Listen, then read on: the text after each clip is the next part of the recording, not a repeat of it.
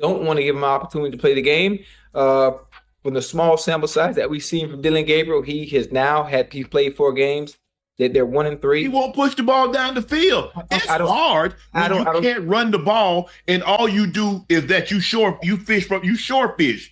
Well, well, You catch the big fish don't swim close along the shore. They're out in the deep. And so to get points, you got to push the ball down the field at some point. yeah, but maybe he's not that comfortable doing just that yet because we saw him push. What's up, YouTube? Listen, I need to talk to you about something that's been brewing in Cleveland, and honestly, the more I dig into this, the stranger it gets. So Mary Kay Cabot just dropped a report about the Browns that has everybody scratching their heads. And I'm gonna be straight with you, something feels off here. Shedeur Sanders didn't show up to practice, and the official word is he's dealing with a back spasm. Sounds simple enough, right? But when you actually start connecting the dots on this whole situation, there's way more going on beneath the surface than what they're telling us. Look, I'm gonna walk you through everything Mary Kay said, break down what's really happening here, and explain why this might be the biggest storyline heading into the Jets game, because there's a lot of moving pieces in Cleveland right now, and they're all connected in ways that should make any Browns fan nervous about what's really going on behind closed doors. So let's start with the bombshell that dropped today. Kevin Stefanski just announced he's stepping down from calling plays and handing those duties over to Tommy Rees, the offensive coordinator. And you know what? It's about damn time. Tommy Rees is literally the offensive coordinator. That's his job. That's what he's supposed to be doing. But Stefanski was clinging to play calling like it was the only thing keeping him employed, even though the offense has been ranked 31st in the entire NFL. 31st! That's the kind of ego-driven stubbornness that destroys franchises. But here's where it gets interesting, and this is where the Shedeur Sanders injury starts looking really suspicious. On the exact same day that Stefanski finally admits his play calling isn't working and hands it over to Rees, we find out Sanders still has this mysterious back injury and didn't practice. Now, maybe that's just a coincidence, or maybe it's not, because the timing here is just too perfect for certain people in that organization who might not want Sanders anywhere near the field right now. Mary Kay tried to downplay the whole thing. She said Sanders missing practice isn't a big deal because there's still plenty of time for him to be ready for the Jets game. The explanation is that he's been dealing with what they're calling a back spasm that's been bothering him. And look, back spasms are real. They're painful. They can limit your mobility. It makes total sense that you wouldn't want to push through that in practice and risk making it worse. But here's what doesn't add up. Shedeur Sanders hasn't been getting meaningful practice reps all season long. He's been doing individual work, practicing on his own time, staying ready without any real team reps. He hasn't been taking hits from linebackers. He hasn't been getting drilled by defensive backs. He hasn't been doing the kind of physical, contact-heavy work that typically causes these injuries. So how exactly did he hurt his back? Now, I'm not saying it's impossible. You can throw your back out doing all kinds of things, lifting weights wrong, sleeping in a weird position, making an awkward movement during a drill. But the timing of this, the circumstances around it, and the way it's being handled all feel a little too convenient for people in that building who might prefer Sanders stays on the sideline a while longer.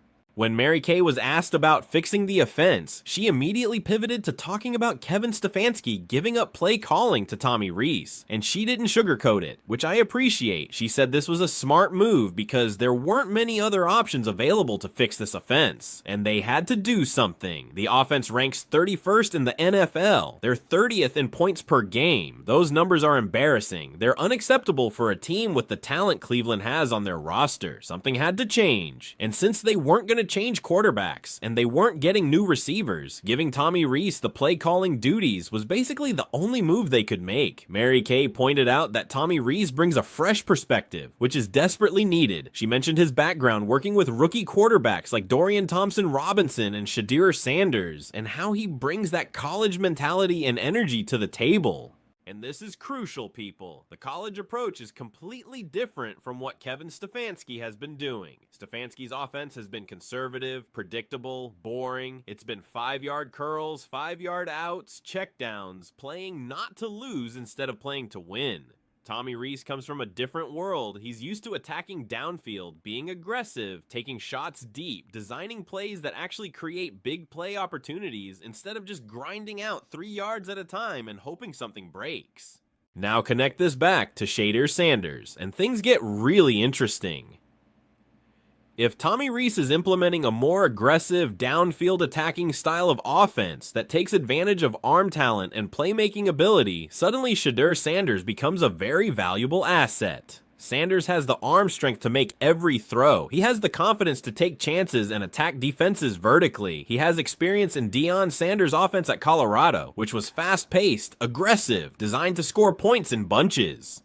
A Tommy Rees offense would be perfect for Sanders. Dorian Thompson-Robinson, on the other hand, has struggled with basic execution and looked completely overwhelmed whenever defenses bring any kind of pressure. He might not be as well suited for this style. So here's the question nobody's asking out loud, but everyone should be thinking about. Is Shedeur Sanders' back injury legitimate, or is it a convenient excuse to keep him off the field during this transition period, so Dorian Thompson-Robinson gets all the first-team reps with the new offense? Is this a way to ensure Thompson-Robinson gets every possible opportunity and advantage to succeed under Tommy Rees before anyone seriously considers a quarterback change?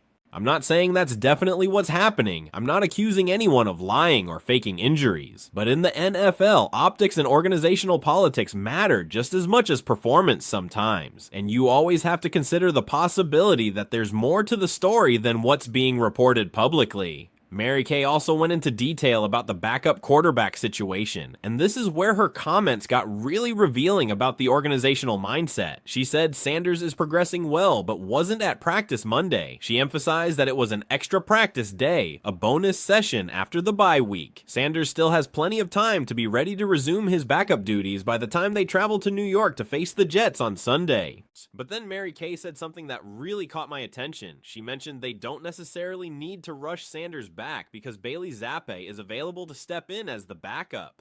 In fact, Bailey Zappe has significantly more experience than Shedeur Sanders. She even suggested it might not be the worst thing in the world if Bailey Zappe had to remain the backup quarterback for another week. Now, let me break down why that comment is so revealing and frankly a little frustrating. Bailey Zappe does have more NFL experience than Shedeur Sanders. That's factually accurate. Zappe has been in the league longer, played in more NFL games, but having more NFL experience doesn't automatically make you a better quarterback or mean you have more potential. Zappe's experience comes mostly from being a backup in New England, where he played a handful of games and showed himself to be an adequate but unremarkable quarterback. He's a guy who can manage a game as a backup if everything else around him is functioning. He's not someone you can build around. He's not a difference maker. Shedeur Sanders might not have the NFL experience, but he has extensive college experience at a high level. He has a higher ceiling. He has better physical tools. He has the intangibles and mental makeup that separate franchise quarterbacks from career backups. Mary Kay suggesting that having Bailey Zappe as the backup for another week wouldn't be the worst thing reveals how the organization, and maybe even the media covering them, is approaching this situation. They're prioritizing experience and familiarity over talent and potential.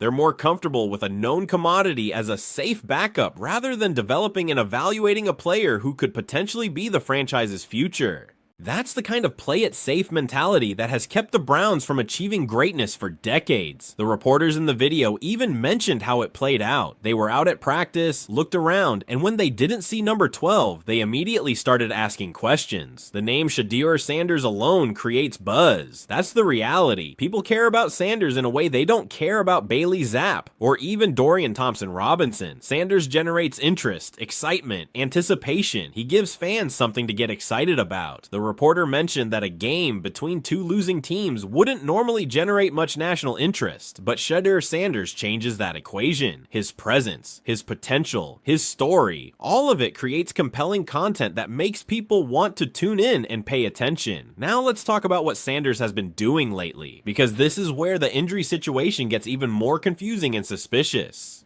During the bye week, Sanders was active on Twitch, streaming for his fans, talking about his preparation. We saw him looking healthy, energetic, engaged. He talked about being ready, about waiting for his opportunity. Then we learned he was meeting with Deion Sanders, his father and coach in Colorado. Coach Prime mentioned in an interview that Shedeur was getting treatment for something, which confirmed Sanders was dealing with some kind of physical issue.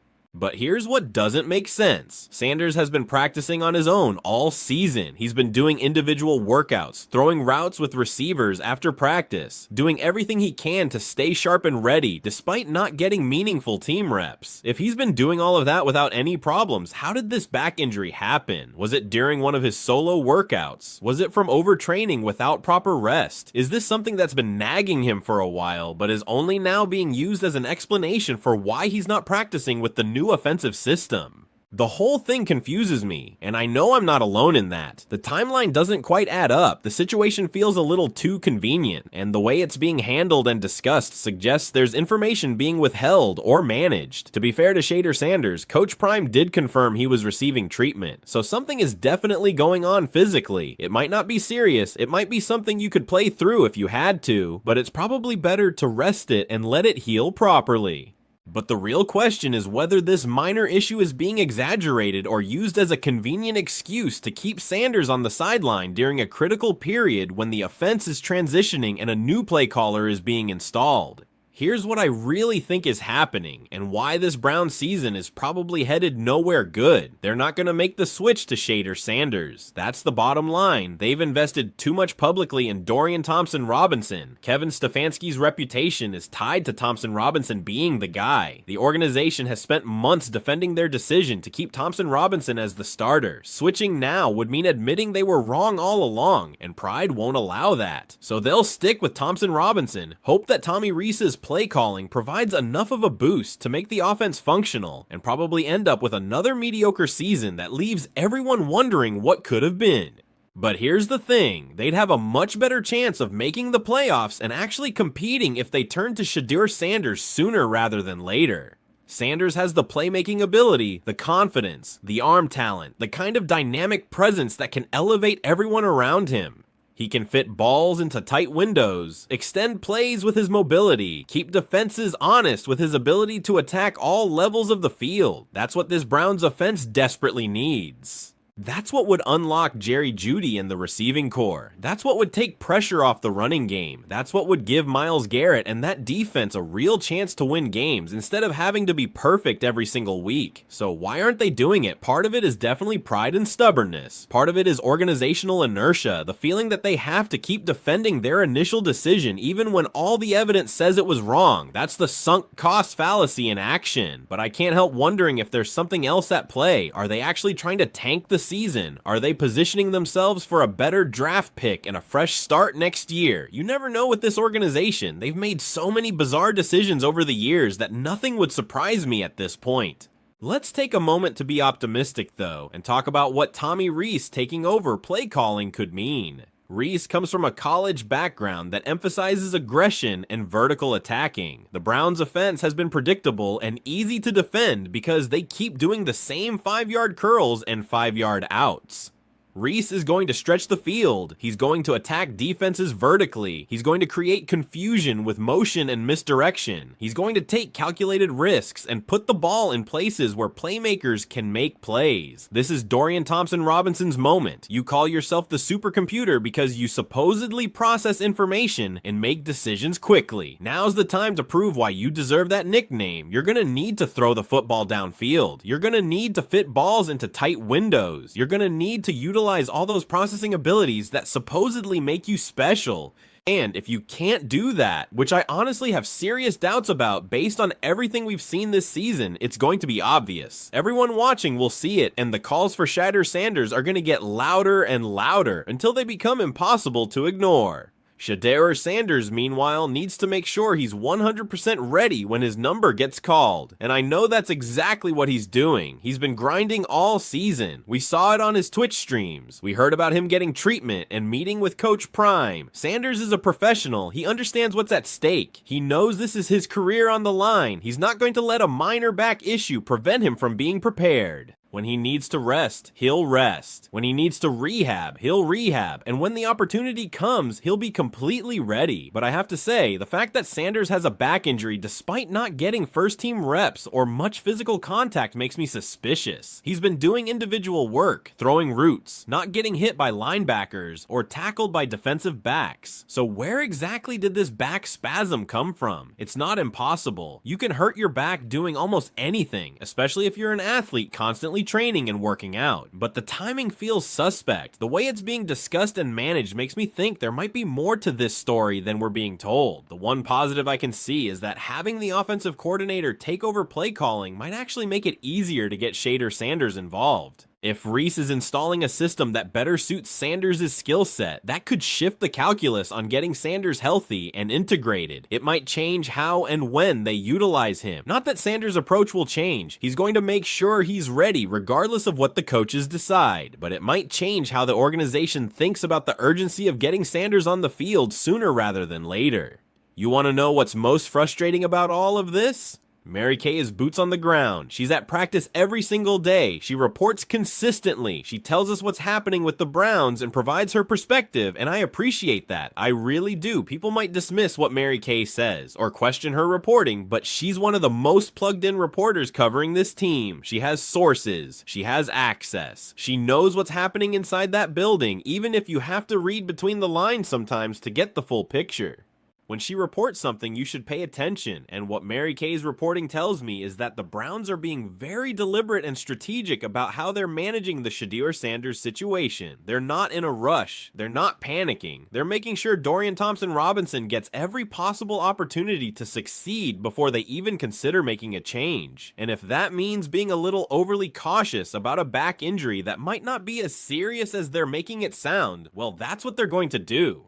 The Jets game is coming up fast. 2 losing teams, 2 squads trying to salvage disappointing seasons, 2 organizations struggling with their offenses and their quarterbacks. Under normal circumstances, this would be a game most of the country would ignore. But Shedeur Sanders changes that. His presence, the intrigue around whether he'll play, how he'll be used, what his presence means for the future of the Browns franchise. All of it makes this game much more interesting. The national media will be paying attention. Fans will be watching closely to see if Sanders is active, if he's healthy, if he's the backup, or if we're stuck with Bailey Zappe holding a clipboard for another week while Dorian Thompson-Robinson tries to make the offense work. Mark my words, here's what I think is going to happen. I think Shedeur Sanders will be healthy enough to play. I think the back spasm issue will miraculously resolve itself just in time for him to be the backup quarterback. But I don't think he's actually going to play unless something catastrophic happens to Dorian Thompson-Robinson. The Browns have made their bed with Thompson-Robinson, and they're going to lie in it for as long as they possibly can. Tommy Reese will install his new offense. Thompson-Robinson will get all the first-team reps. Thompson-Robinson will start the game against the Jets with a new, more aggressive game plan designed to jumpstart the offense. And then one of 2 things will happen. Either the new play calling will provide enough of a spark that Thompson-Robinson looks competent and the offense functions at a mediocre but acceptable level, giving the Browns justification to stick with him for a few more weeks. Or Thompson-Robinson will continue to struggle, the offense will remain stuck, and the pressure to make the switch to Sanders will become overwhelming. If it's the second scenario, Sanders might finally get his chance in the coming weeks. But I don't think it's happening against the Jets unless Thompson-Robinson gets injured or plays so poorly that the coaches are forced to make an in-game change. Here's the bottom line. The timing and circumstances around Shedeur Sanders' injury raise questions and concerns. The Browns are being very careful about how they're handling him, and that might have more to do with organizational politics than actual medical concerns. Tommy Reese taking over play calling is a significant development that could change everything about this offense, but it doesn't necessarily mean Sanders is going to get more opportunities. Dorian Thompson-Robinson is running out of excuses and chances to prove he can be the starting quarterback, and the Cleveland Browns are at a crossroads. They can continue being stubborn and prideful, sticking with Thompson-Robinson despite all the evidence suggesting it's not working, leading to another wasted season and another year of Myles Garrett's prime squandered, or they can swallow swallow their pride, admit they were wrong, make the switch to Shedeur Sanders, and give themselves a legitimate chance to be competitive and exciting for the rest of the season. Based on what I've seen from this organization over the years, I'm not optimistic they'll make the bold choice, but I hope they prove me wrong. Mary Kay's report gives us a window into what's happening behind the scenes. And if you read between the lines, it's clear there's a lot more going on than just a back injury. There are decisions being made about playing time, about development, about organizational direction, about the future of the franchise. And Shedeur Sanders is caught in the middle of all of it, dealing with a mysterious injury that keeps him off the practice field at a time when certain people might prefer he's not on it. Will he be ready for the Jets game? Probably yes. Will he get meaningful snaps? Probably not. Will this story continue dominating Cleveland sports talk for weeks to come? Absolutely. Because until Dorian Thompson-Robinson either figures it out or Shedeur Sanders gets off that bench looking healthy and ready, the questions will keep coming, the pressure will keep building, and eventually something has to give.